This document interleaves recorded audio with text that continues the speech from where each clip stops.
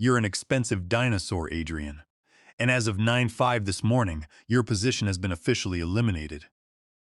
Chloe Vance didn't even bother to offer me a chair. She sat comfortably behind the massive hand-carved mahogany desk in the executive corner suite on the 42nd floor, her manicured acrylic nails tapping rhythmically against a freshly printed termination letter. She was 23 years old, fresh out of college with a general communications degree, and had been appointed as Executive Vice President of Operations less than 45 minutes ago by her uncle, our Chief Executive Officer, George Vance. I stood directly across from her in my tailored charcoal blazer, holding a single flat-packed cardboard desk box. My name is Adrian Miller. For 7 long years, I served as the principal infrastructure architect at Vanguard Enterprise Solutions.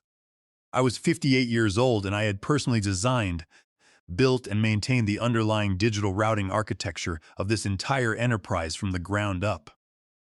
Chloe, with all due respect, I said, keeping my voice quiet, steady, and completely controlled.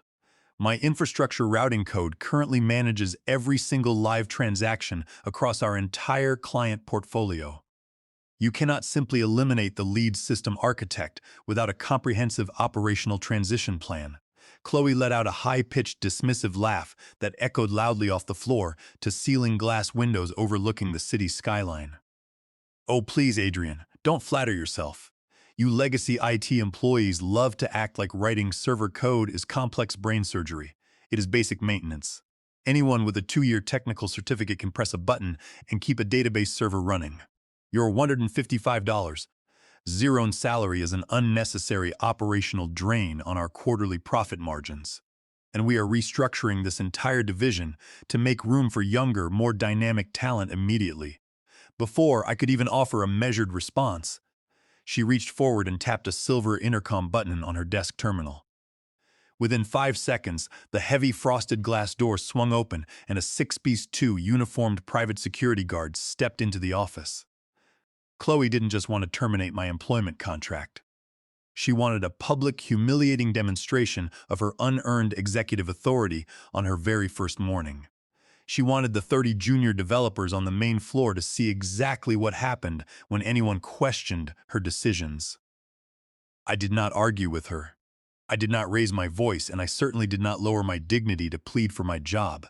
7 years of my life, my health, and my technical expertise were being dismissed in less than 3 minutes by an entitled executive who did not know the difference between a local database and a global routing layer. I picked up the pen resting on the desk, signed the standard acknowledgement receipt, and carefully placed my brass desk clock, my framed system patent certificates, and my personal black ledger notebook inside the cardboard box. The security guard escorted me out of the executive suite and guided me directly down the central aisle of our open-plan floor. 30 junior staff members sat frozen in their ergonomic chairs, watching in dead silence as their lead architect was marched toward the elevators like a security threat. I could see the sheer terror in the eyes of my junior engineers. They knew who actually kept the server grid stable during midnight outages, even if executive leadership remained completely oblivious to it. I held my head high, keeping my spine perfectly straight and my expression entirely neutral. I refused to give Chloe Vance the satisfaction of seeing me shed a single tear or lose my composure. What she mistook for passive acceptance was actually absolute icy clarity. As the heavy metal elevator doors slid shut, separating me from the corporate floor, I adjusted the heavy box under my left arm and quietly checked my wristwatch. The digital display read exactly 9:12 a.m. on Friday morning. In my mind, an invisible countdown clock immediately began ticking down. Chloe Vance thought she had just trimmed an expensive line item from a budget spreadsheet to impress her uncle. She had no idea that she had just pulled the master pin out of a $120 million enterprise. The muggy morning air hit my face as I stepped through the heavy glass lobby doors and walked across the asphalt parking lot toward my sedan. Setting the cardboard box on the hood of my car, the sheer weight of the last 7 years came crashing down on me. I had given the absolute best years of my professional life to Vanguard Enterprise Solutions. When I was first hired as a mid-level systems engineer 7 years ago, Vanguard was a struggling tech startup operating out of a cramped office with unreliable hardware and unstable revenue. I was the one who pulled 90-hour work weeks to completely rebuild their back-end routing framework from scratch, converting a fragile local network into an enterprise-grade platform capable of processing tens of thousands of real-time transactions every minute. I sacrificed virtually everything for that company. I lost count of how many nights I slept on a narrow metal cot inside the dusty server room during critical cloud migrations, setting alarms every 2 hours to monitor database logs. I missed my daughter Clara Miller's university graduation ceremony because a primary transaction pipeline collapsed. At 3 on a Saturday morning, staying glued to my workstation for 36 straight hours to ensure our client network suffered zero downtime. I put my personal life on hold, neglected my health, and deferred family plans, all because I believed in corporate loyalty. I genuinely believed that if I worked harder than everyone else and maintained silent technical excellence, executive leadership would eventually reward my dedication. 3 years ago, Vanguard faced a severe cash flow crisis. CEO George Vance called an emergency meeting in the main boardroom. With tears forming in his eyes, he pleaded with me to accept a temporary 20% salary reduction, taking my pay from $155,000 down to $124,000. He swore on his family's honor that my full salary would be restored immediately when revenue stabilized, accompanied by a 5% equity stake in Vanguard. Because I was loyal, I agreed. When 3 other senior engineers resigned shortly after, George did not replace them. Instead, he shifted their entire operational workload directly onto my shoulders. For 3 full years, I single-handedly performed the jobs of 4 engineers, maintaining our global platform at a flawless 99.9% uptime.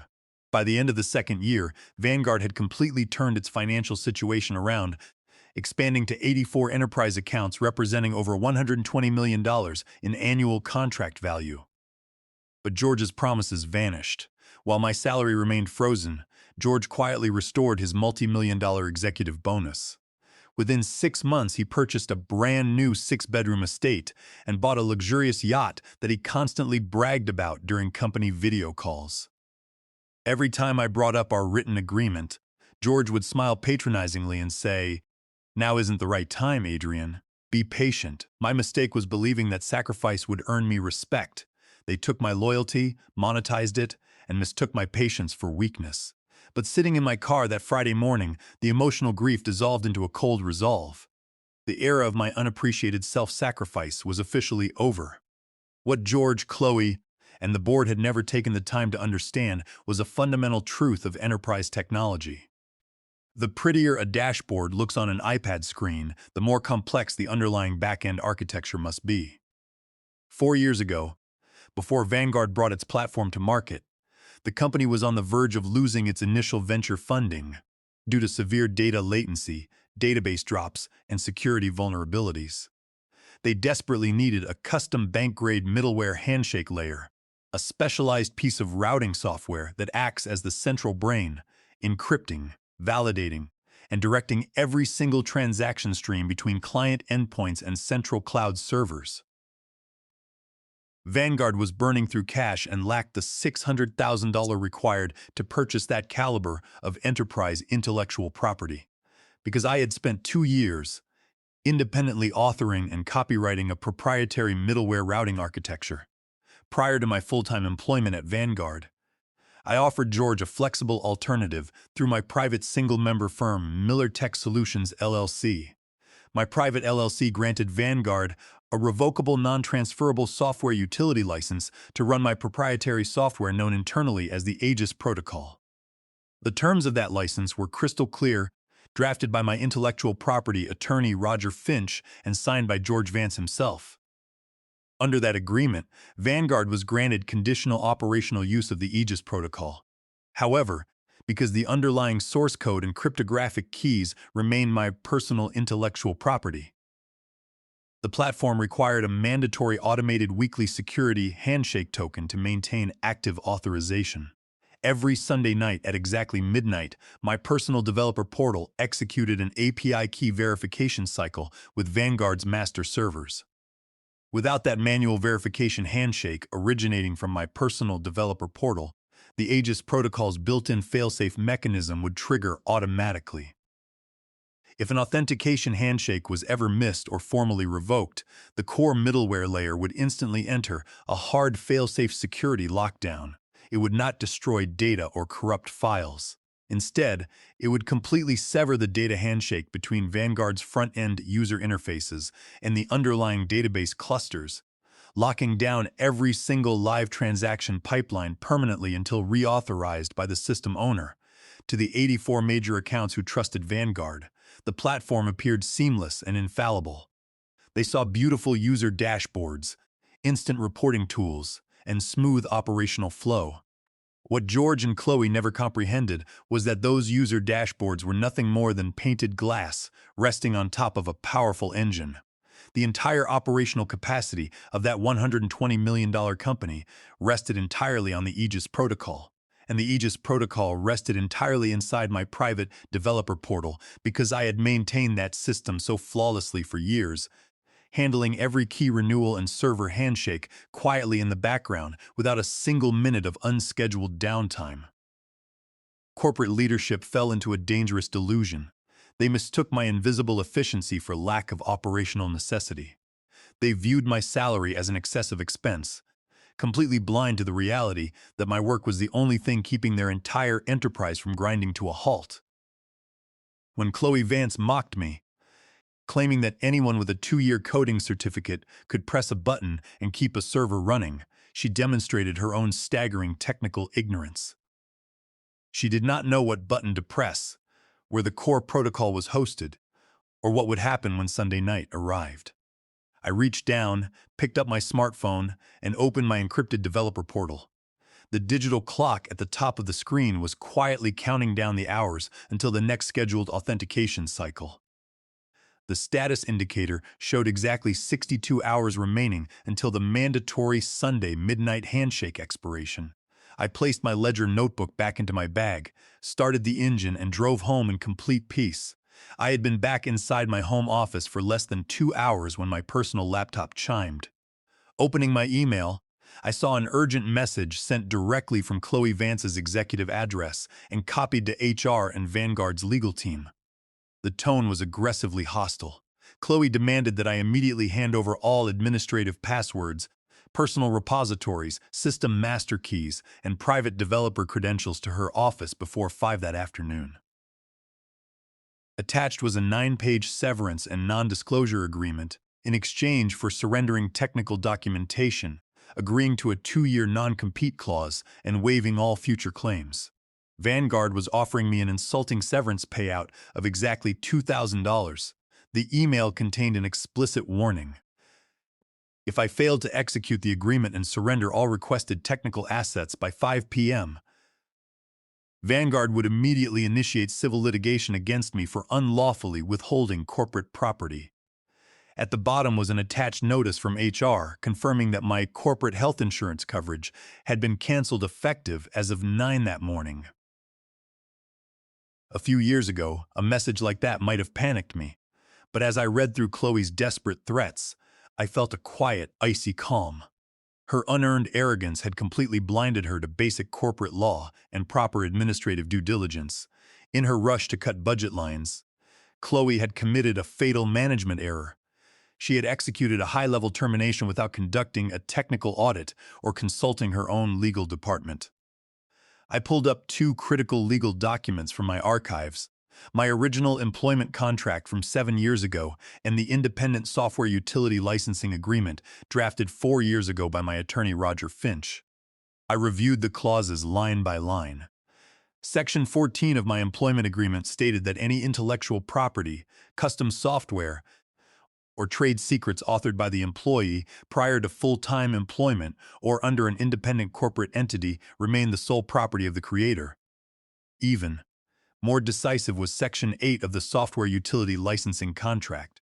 It clearly specified that the revocable license granted to Vanguard Enterprise Solutions for the use of the Aegis protocol was directly tied to the active employment or consulting relationship of its creator, Adrian Miller. In the event of an involuntary termination of employment without a fully executed IP buyout agreement, the software license automatically entered a conditional review window, reserving my LLC's explicit legal right to revoke operational access upon formal notice. Chloe assumed she was dealing with an underpaid, vulnerable employee whom she could easily intimidate with legal jargon. She had no idea that I possessed an ironclad contract signed by her own CEO. She assumed that every piece of software running on Vanguard servers belonged to Vanguard by default. She had failed to audit registries, failed to read underlying software licenses, and failed to realize that the core code driving her uncle's multi-million-dollar enterprise was leased, not owned. I did not panic. Instead, I opened a blank email draft and composed a response that was 4 sentences long, impeccably professional, and legally absolute. Dear Chloe, I wrote, all company-owned hardware, corporate access badges, and standard administrative credentials were left on my assigned workstation prior to my departure at 9:15 a.m. today. Regarding your request for personal developer credentials, private code repositories, and proprietary encryption frameworks, all technical assets associated with the Aegis protocol remain the exclusive intellectual property of Miller Tech Solutions LLC, governed by the Independent Software Utility Licensing Agreement dated 4 years ago. Any unauthorized attempt to breach, bypass, or reverse engineer these proprietary encryption layers will be treated as a direct violation of federal copyright law. Please direct all further legal communications to my corporate counsel, Roger Finch. I attached a PDF copy of the signed licensing agreement, hit send, and closed my laptop screen. Before my laptop had even gone to sleep, my personal smartphone began vibrating on the desk. The caller ID displayed the name of Owen Taylor, the Chief Executive Officer of Apex Global Systems. Apex was Vanguard's largest and most aggressive industry competitor, and Owen had spent the better part of 18 months trying to recruit me. Adrian, Owen said, his tone sharp, my legal team just flagged an automated regulatory update in the enterprise registry. Did Vanguard seriously just process a termination notice for their principal infrastructure architect? They did, Owen, I replied evenly, setting my coffee cup down. As of 9 this morning, my position was eliminated to trim operational budget. Owen let out a low, incredulous laugh. George Vance has officially lost his mind. He has no idea what he just threw away. What are your immediate plans? I am officially a free agent, I said calmly, and, more importantly, the proprietary middleware handshake layer that powers Vanguard's entire enterprise platform, the Aegis protocol, is owned entirely by my private LLC. Vanguard's operational utility license was just rendered subject to immediate revocation due to breach of contract and uncompensated termination. There was a brief, breathless silence on the line as Owen processed the sheer scale of what I had just told him. He knew that without the Aegis protocol routing layer, Vanguard was nothing more than an empty shell with a pretty interface. Adrian, Owen said, his voice dropping into a tone of absolute business urgency. I am drafting a formal executive employment agreement and emailing it to your attorney, Roger Finch, right now. I want you to step in as Chief Technology Officer of Apex Global Systems. We will double your previous baseline salary to $310,000, grant you a 20% equity stake in our enterprise platform division, and give you total authority over our software architecture. Also, Apex will acquire an exclusive corporate license for the Aegis protocol from your private LLC under your exact terms. Send the agreement over, Owen, I said. If the contractual terms match what you've described, I will sign it before 4 this afternoon. After signing the contract with Apex, I logged directly into my private developer management portal under Miller Tech Solutions LLC. With steady fingers, I navigated to the Active Software Licenses tab, selected Vanguard Enterprise Solutions, and flagged their license as revoked due to employment termination and material breach of contract. I did not execute any malicious commands, hack into Vanguard's internal servers, or delete any code. I simply allowed the natural software architecture and legal contractual terms to run their precise course. The automated security failsafe was already hard-coded. Without my personal administrative key verification, the API authentication channels would expire automatically at midnight on Sunday. Next, I created a secure encrypted cloud directory for my technology attorney Roger Finch. I uploaded time-stamped copies of my original software copyright registrations, my signed licensing agreement, every email thread regarding my forced salary reduction, and the termination letter signed by Chloe Vance. Every piece of legal documentation was locked, organized, and prepared for potential litigation. By 3:45 Friday afternoon, my new executive contract with Apex Global Systems was fully executed. For the first time in 7 long years, an immense weight lifted off my chest. I spent Saturday morning taking a long walk through the local park, enjoying lunch with Clara Miller and relaxing through a quiet evening without checking server status logs every 20 minutes. I slept deeply through the entire weekend, fully aware that while I was resting, the enterprise I left behind was sliding toward the edge of an operational cliff. Sunday midnight arrived without fanfare. Sitting in my living room with a book, I glanced at my personal tablet as the digital clock struck 12 a.m. A single quiet system notification appeared across the screen. License terminated. Security failsafe engaged. Protocol offline. I turned off the screen and went to sleep. Monday morning arrived with a clear blue sky. But inside the glass tower of Vanguard Enterprise Solutions, a complete operational hurricane had broken loose. As midnight passed, the Aegis Protocol's automated security failsafe engaged precisely on schedule. Deprived of its weekly verified authentication handshake, the underlying middleware layer entered a hard lockdown, immediately severing the communication bridge between Vanguard server clusters and external client database queries. By 6:30 a.m., the first automated system warnings alerts began flashing across internal IT monitoring boards. By 7 the operational damage was global. All 84 of Vanguard's major corporate accounts, spanning international shipping networks, enterprise financial groups, and regional healthcare systems, suffered complete platform failure. Every single live client user dashboard froze, displaying a critical red system error. Error 401. Master encryption token expired. Connection terminated. At Vanguard headquarters, total panic erupted across the technical floor. Junior developers rushed frantically to their terminals, trying to figure out why the entire transaction routing engine had suddenly gone completely dark.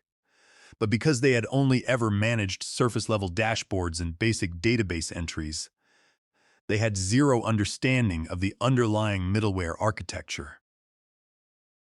When the junior lead engineer attempted to manually force administrative access through the main server terminal, the system recognized the unverified security breach attempt and triggered its secondary failsafe protocol. The core database tables automatically encrypted themselves to prevent potential data corruption, locking the entire platform down even tighter than before. By 8 executive phones across the building were ringing off their hooks. The chief executive officers and vice presidents of Vanguard's top corporate accounts were calling in an absolute fury. Millions of dollars in live commercial transactions were frozen. International shipping containers were stuck at port terminals because manifest databases could not authenticate. And institutional clearinghouses were losing hundreds of thousands of dollars. Every minute the network remained down. Chloe Vance paced frantically inside her corner office, her face ghost white and her hands trembling as she listened to a top client CEO screaming obscenities through her desk speakerphone. Refusing to admit her utter technical incompetence, Chloe marched onto the engineering floor and demanded that the IT team perform a forced hard reboot of the primary server cluster. One of the network technicians tried to warn her, "Chloe, if we hard reboot the primary clusters without resolving the authentication layer first, we will wipe out the active session cache and corrupt the live data streams." "I do not care about the cache," Chloe shrieked, her voice cracking under sheer terror. "Just hit the main power breaker and restart the system." Press the button now. They executed the hard reboot under her direct orders. The result was catastrophic. The forced restart instantly wiped the active session cache, corrupting thousands of unverified data packets and compounding the operational disaster tenfold. What had been a security lockdown had now become a complete operational nightmare. By 8:30 a.m., CEO George Vance was summoned to an emergency video conference with the board of directors. Board members were shouting over each other, demanding to know why a company valued at over $120 million had completely paralyzed its entire client base. Where is our principal infrastructure architect? The board chairman thundered. Where is Adrian Miller? Get him on the system right now. George turned to his niece with wide, terrified eyes. Chloe, call Adrian. Get him in here immediately. Chloe's voice cracked into a whisper. I cannot, Uncle George. I terminated him on Friday morning. I revoked his credentials and canceled his health insurance. George stared at his niece in absolute horror. At 9:15 a.m., Monday, as I sat in my CTO suite at Apex Global Systems, sipping hazelnut coffee, my cell phone began vibrating. The caller ID showed multiple missed calls from George Vance, Chloe Vance, and the Vanguard board. I let it ring. By 10, my voicemail was full. I played the messages. George's first message was demanding, threatening legal actions. The second was nervous, his voice trembling. The third was pure panic. He was begging, offering to double my salary, pay a $100,000 bonus, and fire Chloe if I would restore the authentication handshake. At 10:15 a.m., George, the board, and their legal counsel requested an emergency video conference. I joined from my new office. George's tie was loosened, his shirt drenched in sweat, and his hands trembled. Beside him sat Chloe, her eyes red, staring blankly. On the monitors, the board members looked cold and furious. Adrian, we are experiencing a catastrophic system emergency, George gasped. The entire middleware authentication has collapsed. We need you to re-enter your credentials and execute the handshake immediately. We can finalize your new compensation the second the network comes back. I looked into the camera, keeping my voice calm. George, there is no system emergency. The Aegis protocol is operating as designed. Miller Tech Solutions LLC formally revoked Vanguard's license upon my termination on Friday. That license required an active, good-standing employment relationship. When Chloe terminated me without an IP buyout, the utility rights expired. Any attempt by your staff to breach, force reboot, or reverse engineer that protocol violates federal copyright law. A heavy silence descended. The board chairman leaned forward. George, did you verify that our entity owned the underlying intellectual property of our operating framework? George stammered. We assumed the employment contract covered all technical output. You assumed? The chairman thundered. He turned back to my feed. Mr. Miller, what will it take to license the Aegis protocol back to Vanguard right now? Name your terms. It is not a matter of price, Mr. Chairman, I replied. As of 8 this morning, I officially became CTO of Apex Global Systems. 3 of Vanguard's largest enterprise accounts, including your primary international logistics partner, have already canceled their agreements due to today's outage. They have executed agreements with Apex and are currently migrating their data streams under my direct supervision. Upon hearing that, Chloe completely broke down, crying. He planned this collapse, she shrieked. He held our company hostage. He should be arrested. The chairman slammed his fist onto the table. Silence, Chloe. You marched our principal architect out of the building to save pennies without conducting an audit or reading a single license contract. You destroyed this enterprise's capability in less than 72 hours. Escort your niece out immediately. Her employment is terminated. Effective this second, George looked at me with hollow, broken eyes. Adrian, please, we will pay you whatever you want. $500,000, equity, anything. I looked him in the eye. 3 years ago, George, I took a 20% pay cut to keep your company alive. I gave you 7 years of my life and trusted your promise that my loyalty would be rewarded. You forgot that loyalty is a two-way street. You chose greed and nepotism over technical competence. Now you must live with the consequences. I clicked the disconnect button, ending the call forever. By the end of that week, the fallout for Vanguard was absolute. Deprived of the Aegis protocol and unable to reverse engineer the code, Vanguard's platform remained dark for 4 days. Facing breach of contract lawsuits, regulatory fines, and toxic publicity, 80% of Vanguard's enterprise accounts canceled their agreements by Thursday. The company's valuation collapsed, forcing the board to file for emergency insolvency and initiate an asset liquidation sale. George Vance was ousted in disgrace and now faces personal liability lawsuits from investors. We are also pursuing legal action against him for elder financial abuse under California Welfare and Institutions Code Section 15610.30, citing the fraudulent salary cuts and unfulfilled equity promises. Chloe Vance's reputation within the tech sector was permanently destroyed, ensuring she would never manage again. Meanwhile, inside Apex Global Systems, our operational transition was executed with precision. Over the next 30 days, we successfully onboarded 62 of the former Vanguard accounts, integrating them into our platform powered directly by the Aegis protocol. Under our licensing agreement, Miller Tech Solutions LLC received substantial quarterly royalty payments, securing my financial independence. One of my first acts as CTO was reaching out to the 3 junior engineers, Liam, Noah, and Mason, who had sat frozen at their desks on Friday. I brought them onto my technical team at Apex. I offered them starting salaries 40% higher than what Vanguard paid, full health insurance effective on their first day, and guaranteed equity grants in our growing division. For the first time, they were working in an environment built on transparent leadership, fair compensation, and true mentorship. Looking out my office window at the city skyline, I reflect on the past 7 years. The most dangerous trap is believing your professional worth is defined by the title someone assigns to you or the salary a company decides you deserve. For years, I allowed misplaced loyalty to hide my true leverage. I learned that true self-worth never begs for validation from people who view human effort as a disposable line item on a spreadsheet. The ultimate victory was stepping into my own power, recognizing the value of my intellectual property, and creating a workplace where competence and integrity are honored.